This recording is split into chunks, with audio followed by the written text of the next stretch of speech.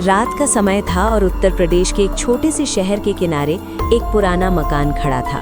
उस मकान में रहती थी एक लड़की जिसका नाम राधिका था। राधिका बहुत शांत स्वभाव की थी और कॉलेज में पढ़ती थी। उसके माता पिता कई साल पहले एक सड़क दुर्घटना में मर चुके थे, इसलिए वो अकेली रहती थी। दिन में वो कॉलेज जाती और शाम को घर आकर पढ़ाई करती, लेकिन रात होते ही उस घर में अजीब सा सन्नाटा फैल जाता था। कई बार उसे ऐसा लगता जैसे घर के अंदर कोई और भी मौजूद है।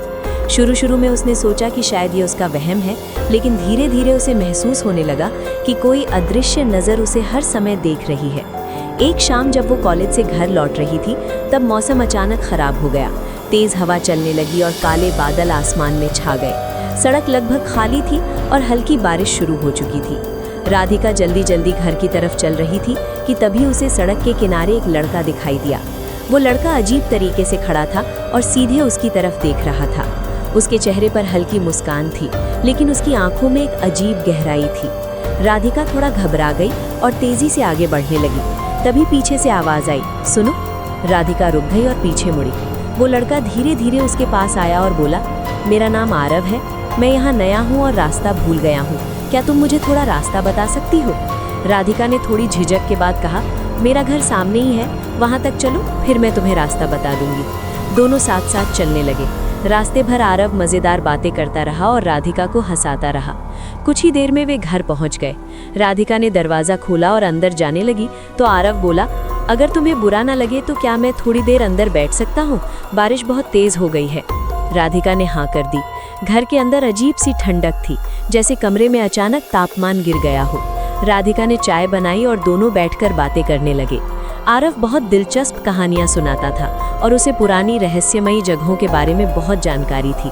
धीरे धीरे राधिका को उससे बात करना अच्छा लगने लगा। कुछ देर बाद बारिश रुक गई और आरव उठकर बोला, अब मुझे जाना चाहिए, लेकिन क्या मैं फिर कभी तुमसे मिलने आ सकता हूँ? राधिका ने मुस्कुराकर कहा, हाँ, क्यों नहीं। उसी रात राधिका को अजीब सपना आया।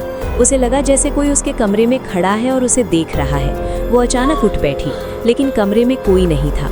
अगले दिन शाम को दरवाजे पर दस्तक हुई। राधिका ने दरवाज़ा खोला तो सामने आरव खड़ा था। उस दिन से आरव लगभग हर रात उसके घर आने लगा। दोनों साथ बैठते, बातें करते और समय कब गुजर जाता पता ही नहीं चलता।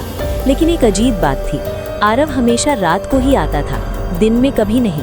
जब भी राधिका उससे उसके परिवार के बारे में पूछती, वो बात बदल देता।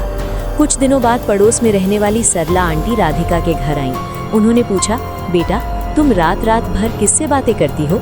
राधिका ने हंसकर कहा, मेरे दोस्त आरव से।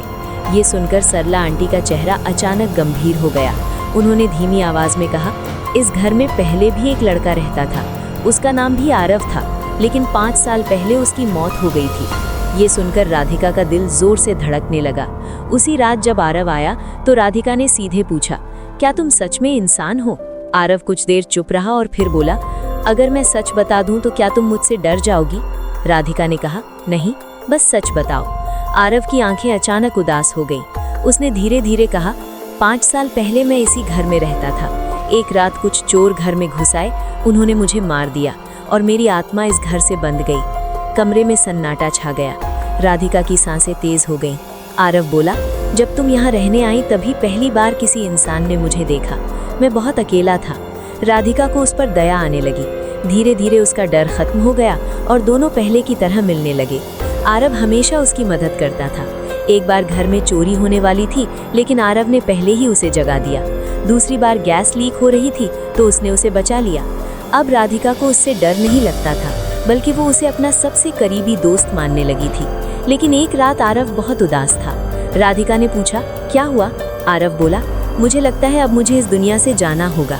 मेरी आत्मा को शांति तभी मिलेगी जब मैं यहाँ से मुक्त हो जाऊंगा। ये सुनकर राधिका की आंखों में आंसू आ गए। उसने कहा, मत जाओ, मैं अकेली हो जाऊंगी। आरव मुस्कुराया और बोला, कुछ रिश्ते हमेशा साथ नहीं रहते, लेकिन उनकी यादें हमेशा रहती हैं। उसी रात घर के अंदर तेज हवा चलने लगी, लाइट झिलमिलाने लगी और आरव धीरे धीरे धुंध की तरह गायब होने लगा।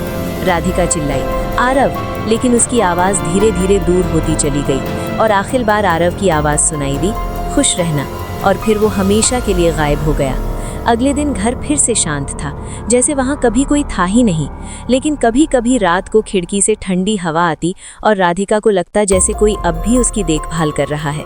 कई साल बाद राधिका उस घर को छोड़कर दूसरे शहर चली गई, लेकिन आज भी उस पुराने घर के बारे में लोग कहते हैं कि रात के समय वहाँ एक लड़के की परछाई दिखाई देती है जो किसी का इंतजार कर रही होती है। शायद वो अब भी राधिका को याद करता है, और शायद कुछ प्रेम कहानियाँ मौत के बाद भी खत्म नहीं होती। ऐसे ही और वीडियो देखने के लिए हमारे चैनल को सब्सक्राइब करें।